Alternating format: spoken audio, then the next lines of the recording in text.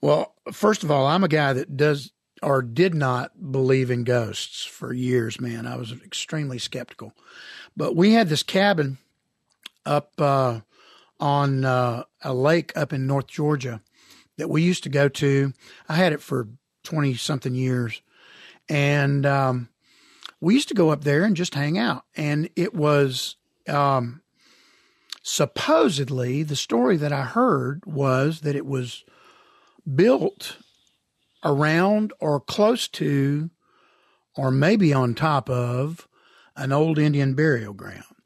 So we only used it like, maybe 3 weeks out of the year. But we had some people that worked for me. They would go up before we were getting ready to visit for the summer, and they would clean it, And you know how when you vacuum like carpet, there would be like, the vacuum tracks and, the whole deal. So we would go up and place was just clean as a pin, beautiful. And I would go downstairs as soon as we got there, and go around the whole cabin and unlock all the doors, and do the whole thing. Well, I went in one time early on before I ever met my wife, and I heard voices in the middle of the night, and I thought that I had left the TV on in the other room. And I woke up in the middle of the night and I heard these voices.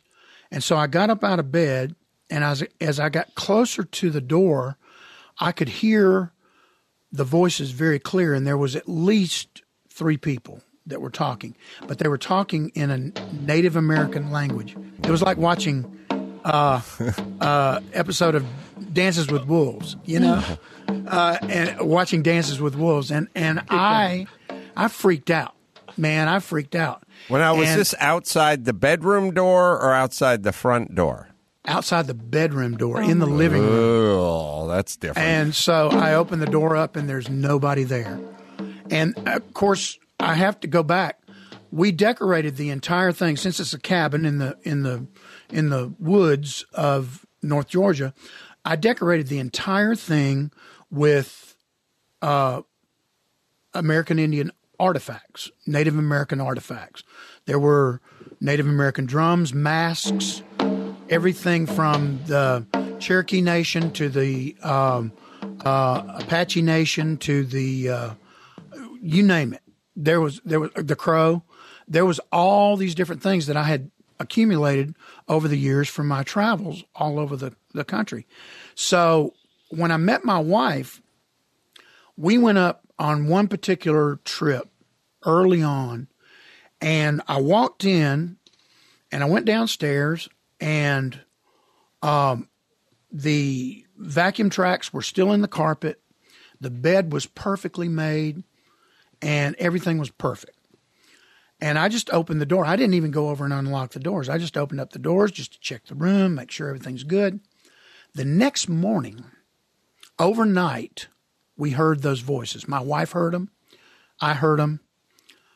And then the next morning, I go back downstairs to unlock those doors downstairs.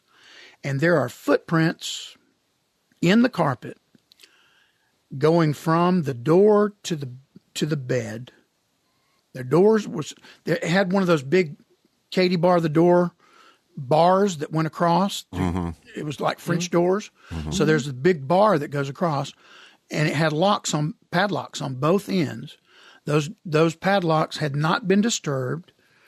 And from the night before to that morning, there were footprints in the carpet, and there was an indention in the middle of the end of the bed where it looked like somebody had sat down and put both hands down on both sides.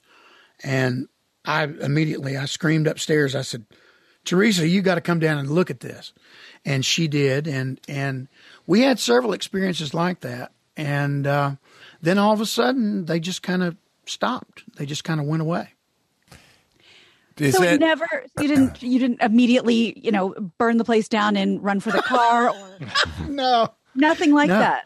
Because I was still a skeptic, And I still am to a certain extent. But I'm saying if you don't believe it was Indian ghosts, it's worse because it's drunken townies who've made their way into your cabin. Hey, it's Travis Tritt's place. Healthily. Exactly. I can't explain it, but I know what I saw. And, it was just one of those things. It was weird. It's very weird. The carpet is interesting because anyone who has ever lived in one of those houses that had sort of the room where you had to kind of rake the carpet, no one went into that, you could see those footprints. And if you were in there, you were in there. But if you weren't, you weren't.